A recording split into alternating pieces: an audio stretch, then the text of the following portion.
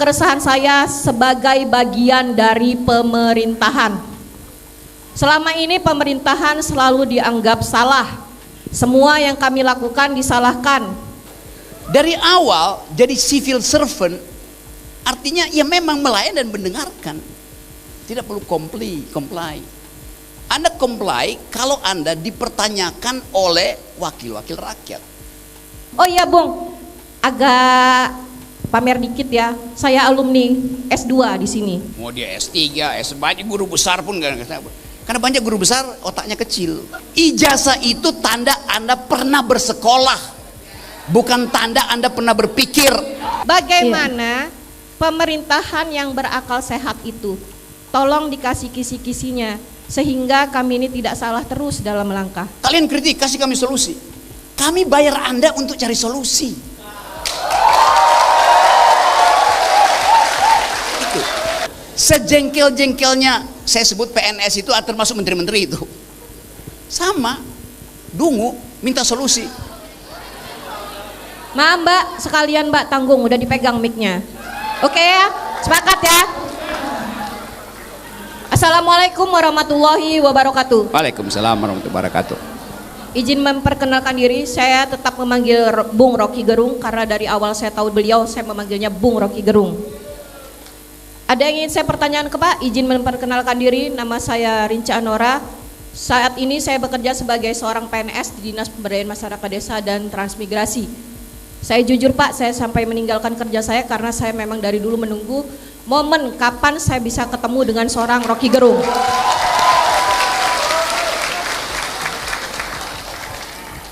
Izin Bung, saya berani berdiri di sini ingin menyampaikan keresahan saya sebagai bagian dari pemerintahan. Selama ini pemerintahan selalu dianggap salah. Semua yang kami lakukan disalahkan. Maaf izin kalau saya menyatakan secara keseluruhan netizen. Selama ini ketika pemerintahan itu melakukan kebijakan, maka dengan sontak apabila netizen beranggapan kebijakan itu tidak berpihak kepada mereka, bahwa pemerintah dianggap arogan. Saya selalu sampaikan kepada teman-teman mahasiswa, oh iya Bung, agak pamer dikit ya, saya alumni S2 di sini. Terima kasih. Kepada teman-teman mahasiswa, saya sedikit bergaul dengan teman-teman mahasiswa. Ketika mereka demo, saya sampaikan, ketika demo tolong mainkan data. Jangan hanya sekedar berani demo, jangan sekedar berani orasi, jangan sekedar berani anarkis. Ketika kita main data, maka demo itu insya Allah akan bermakna. Ketika kita hanya main berani, nggak perlu jadi mahasiswa, preman pun bisa demo. Bedanya preman yang dengan mahasiswa adalah ketika mereka demo, dia menyampaikan data. Ketika tidak ada kesesuaian antara kebijakan yang diambil pemerintah dengan kenyataan yang ada di lapangan, tunjukkan seperti apa kami ini dari pemerintahan yang harus kami lakukan. Jangan hanya sekedar disalahkan, jangan sekedar hanya dicari kesalahannya tanpa dikasihkan solusi.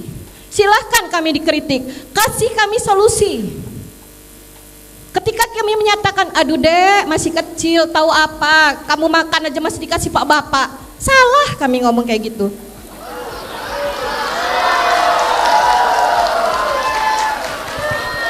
Jadi jujur saja Bung, sebenarnya saya agak lelah, tapi saya sempatkan. Bagaimana caranya? Sebenarnya saya tidak suka merebut mic kayak gini. Secara etika seharusnya saya mematuhi moderator. Tetapi intinya yang ingin saya tanyakan, di sini menyatakan apabila pemerintah tidak akal sehat, bagaimana dengan rakyat? Simple. Ya baik Ibu, mohon maaf langsung ke intinya saja, jangan berbelit-belit ya, karena kita efisiensi waktu. Terima kasih. Siap, Mbak. Bagaimana pemerintahan yang berakal sehat itu? Tolong dikasih kisi-kisinya sehingga kami ini tidak salah terus dalam melangkah. Terima kasih. Wassalamualaikum warahmatullahi wabarakatuh.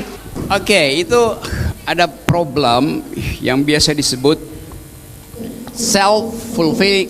Saya ulang ya. Problem teman kita ini di dalam logika namanya self-fulfilling prophecy. Artinya karena diucapkan terus maka lama-lama orang percaya tuh. Tapi sebetulnya ada masalah lebih mendasar. Anda sebut tadi Anda PNS, pegawai negeri sipil. Kata sipil itu diterjemahkan dari bahasa Inggris, civil servant. Kalau di bahasa Indonesia kan secara terlek namanya pelayan masyarakat. Tetapi karena masih ada, ya jangan sebut pelayan dong, saya S2. Itu masalahnya. Dari awal jadi civil servant artinya ya memang melayani dan mendengarkan. Tidak perlu comply. Anda comply kalau Anda dipertanyakan oleh wakil-wakil rakyat. Jadi, saya terangkan teorinya. Sekarang demokrasi itu bukan lagi diwakili oleh rakyat sebagai watchdog PNS, tapi diwakili oleh yang disebut deliberative democracy. Apa itu deliberative democracy? Percakapan antar netizen. Itu fakta itu ada di situ sekarang. Bahwa netizen seringkali tergoda untuk mengamplifikasi isu, yaitu konsekuensi dari perkembangan deliberative democracy. Jelas itu. Kalau Anda bilang bahwa kalian kritik, kasih kami solusi, kami bayar Anda untuk cari solusi. Itu.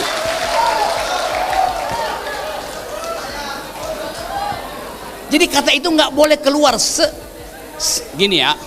Sejengkel-jengkelnya saya sebut PNS itu termasuk menteri-menteri itu. Sama, dungu, minta solusi. Yes.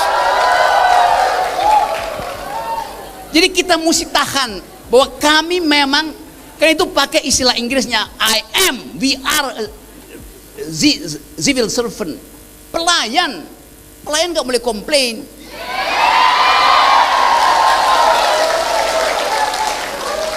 Nah itu yang saya maksud tadi, kejujuran berargumentasi.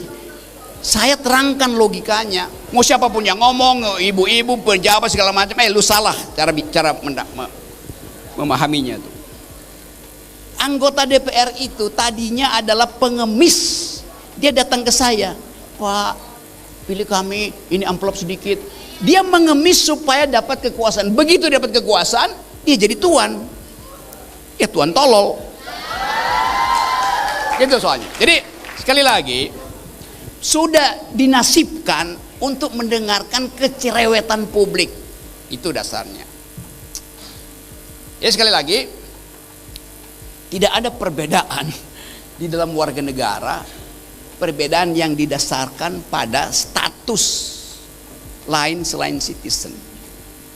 Mau dia S3, banyak guru besar pun gak, karena banyak guru besar otaknya kecil.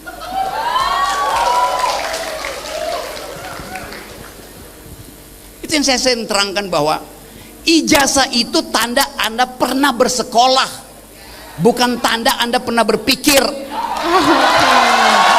Oke. Ya, terima kasih. Itu yang sering orang persoalan ke saya kan. Bung Rocky itu, si Rocky itu kan nggak ada ijazah. Kenapa dia ngajar di S3? Tanya pada rektor UI. Jadi saya mesti ambil S3 untuk ngajar filsafat. Lo kurikulum filsafat saya yang tulis kok gimana? Karena otaknya di mana coba? Saya ngajar di Lemhana, saya ngajar di Sespimti Polri, yang mau naik bintang itu pasti mau ikut mata kuliah saya di Lembang sana. Saya ngajar di Seskogap. Kalau saya ngajar di situ ada bintang 2, saya dikasih bintang 3. Kan begitu tradisinya kan? Walaupun cuma 2 jam tituler. Biasa itu. Jadi kita mesti tanggalkan itu pamer, apa namanya, profesor doktor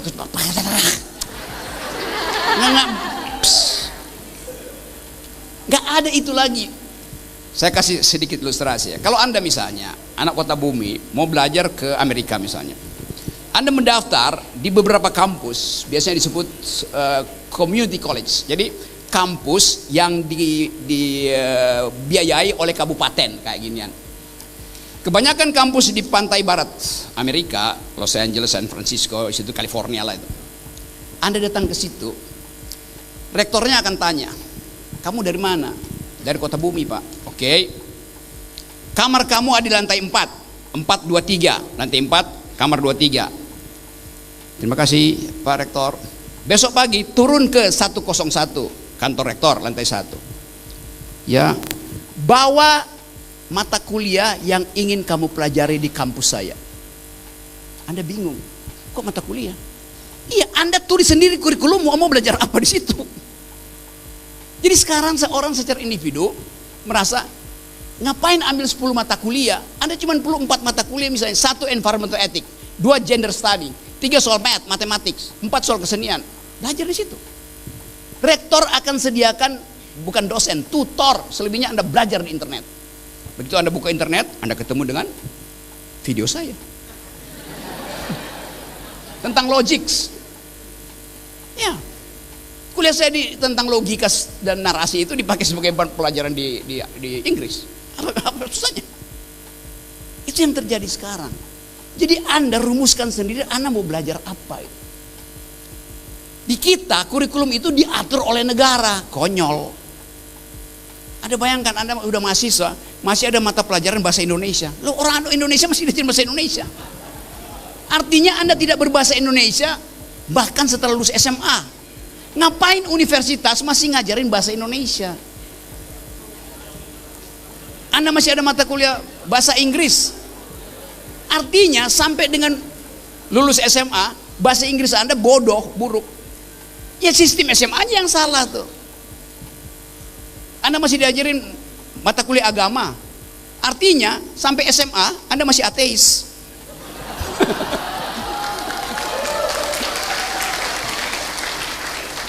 Semua pelajaran di universitas semua pelajaran di universitas sifatnya adalah membatalkan dalil. Itu yang namanya berargumen. Agama diajarkan untuk menguji pikiran kita. Mampu nggak kita melampaui artificial intelligence dengan pertanyaan-pertanyaan metafisis, teologis. Itu. Ya doa ada di pesantren. Ada di masjid. Jadi kita buang banyak uang untuk hal yang sebetulnya harusnya semua orang itu belajar ilmu-ilmu dasar. 1 logika, 2 matematika, dasar-dasar fisika, dasar-dasar kimia. Sampai di SMA nanti dia pilih ke atasnya. Yang namanya liberal arts. Saya kuliah pertama jurusan elektro. Saya mengerti matematik, membantu saya untuk berpikir kritis. Saya masih baca buku-buku fisika karena fisika itu sama seperti ilmu sosial, tumbuh dia. Fisika murni itu teorinya bertumbuh, enak belajarnya. Baca Stephen Hawking, Chandrasekhar-Limit. Jadi kita diperbanyak percakapannya karena kita punya dasar-dasar berpikir lintas disiplin. Yang terjadi sekarang, anak ekonomi nggak bisa ngomong dengan anak hukum nggak bisa ngomong dengan anak matematik nggak bisa ngomong dengan anak filsafat. Lalu apa artinya universitas? Universitas artinya ada yang uni di situ, di tengah-tengah yang varieties, yang versitas, versinya banyak tapi jadi uni. Jadi kita jadikan universitas sebagai tempat berbicara banyak hal lintas disiplin gitu.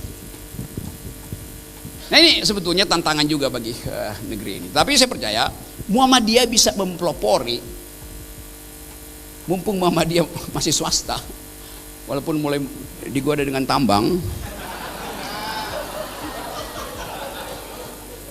untuk memastikan bahwa kurikulum Muhammadiyah tidak harus sama dengan kurikulum negara. Loh ini swasta kok, ngapain diatur negara? Itu dasarnya. Anda tidak akan bersaing dengan UI, Anda akan bersaing dengan Oxford